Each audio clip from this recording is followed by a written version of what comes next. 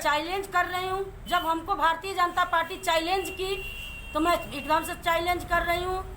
नमस्कार, आप देख रहे हैं न्यूज़ फॉर नेशन और मैं हूं शुभे आपके साथ। बिहार में अब पूरी तरीके से चुनावी माहौल है और ऐसे में सियासी पारा धीरे धीरे और भी ज़्यादा चढ़ता हुआ दिखाई दे रहा है।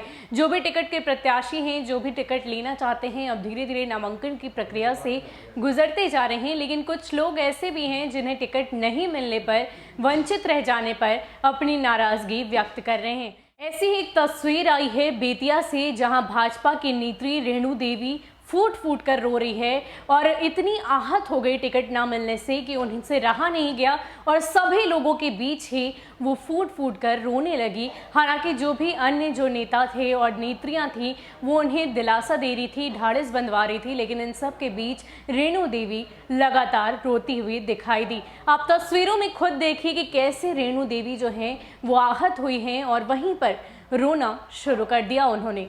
बिहार का सियासी पारा अब गर्म होने लगा है, लेकिन टिकट से वंचित लोगों की नाराजगी थमने का नाम नहीं ले रही। ऐसा ही एक मामला बेतिया से सामने आया है, जहां भाजपा की बागी नेत्री रेणु देवी पार्टी के फैसले से इतनी आहत हुई कि भरी सभा में फूट फूट कर रोने लगी, जिसके बाद नरकटियागंज के एक निजी होटल में बागी पूर्व विधानसभा प्रत्याशी रेणु देवी ने संवाददाता सम्मेलन कर निर्दलीय चुनाव लड़ने की घोषणा कर दी। इस दौरान भारी संख्या में बीजेपी के कार्यकर्ता मौजूद रहे।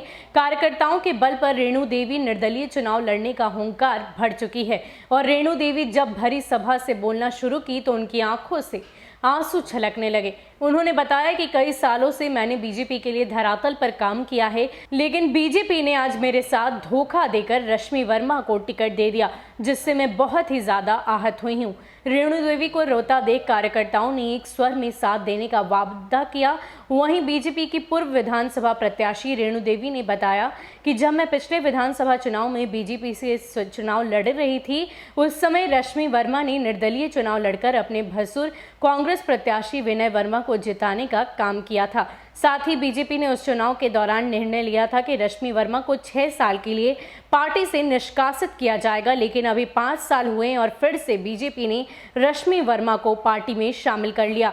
उन्होंने कहा कि जिसने पिछले चुनाव में बीजेपी को हराने का काम किया, उसे प्रत्याशी बनाकर मैदान में उतारा है, जिससे नरकटियागंज विधानसभा के सभी बीजेपी कार्यकर्ताओं में नाराजगी है। तो रेणु देवी जो हैं वो भाजपा की एक बागी नेत्री हैं और ऐसे में उन्हें टिकट नहीं मिलने से वो काफ़ी ज़्यादा आहत हुई हैं। रश्मि वर्मा को वहां से टिकट दे दिया गया है भाजपा की तरफ से, जबकि पिछली बार जब रश्मि वर्मा को टिकट नहीं मिला था तो वो निर्दलीय चुनाव लड़ी थी और कुछ कारणों की वजह से ये कहा गया था कि रश्मि वर्मा को 6 साल के लिए पार्टी निष्कासित करती है। लेकिन इन सब के बीच अब रश्मि वर्मा को ही भाजपा ने टिकट दे दिया है और रेणु देवी इस बार निर्दलीय चुनाव लड़ेंगी। छोड़े जाते हैं आपको उस वीडियो के साथ, आप खुद देखिए कि रेणु देवी का दर्द कैसे छलक कर बाहर आ गया है।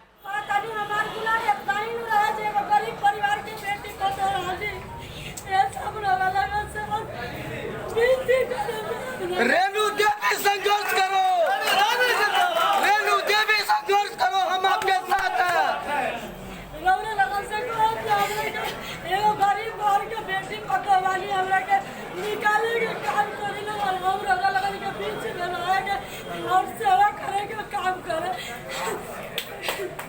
03 नरकटियागंज विधानसभा से निर्दलीय प्रत्याशी आज मैं अपने आप को घोषित करती हूँ और बहुत दुख के साथ कहना पड़ रहा है कि ये मैं एक दबे कुचले और पिछड़े वर्ग की महिला होने के नाते आज मेरा टिकट काटकर एक ऐसे परिवार में दिया गया जो यहाँ के देश तो आज़ाद हो गया, लेकिन यह इस दरबार से इस 73 साल की आज़ादी के बाद भी यहाँ पे अंग्रेजी शासन आज भी लागू हुआ है। मैं बताना चाहती हूँ कि मैं जब 2015 में चुनाव लड़ी तो जिनको आज टिकट भारतीय जनता पार्टी ने दिया है वो निर्दलीय चुनाव लड़कर अपने भसुर को जिताने का काम की। उनका नाम क्या है? उनका नाम रश्मि वर्मा। और उस महिला को आज भारतीय जनता पार्टी ने अपना टिकट देकर उसको फील्ड में उतारने का काम की है, लेकिन मेरे समाज ने हमको फिर से यहाँ पे कैंडिडेट अपने स्तर से बनाकर हमको चुनाव लड़ाने का काम कर रहे हैं। और मैं बताना चाहती हूँ कि मैं जो अंग्रेजी शासन है यहाँ पे नरकटियागंज विधानसभा में, उसको मैं अपने समाज के बदौलत तोड़ने का काम करूंगी। और भारतीय जनता पार्टी को यह सबक होगा कि अब छोटा वर्ग, बनिया वैश्य अब वह नहीं है कि वो अपना कोई भी पार्टी अपना जागीर समझेगा। सब कोई अपना अधिकार समझ रहा है और अपने अधिकार के माध्यम से हमको मत देकर एक विजयी के रूप में घोषित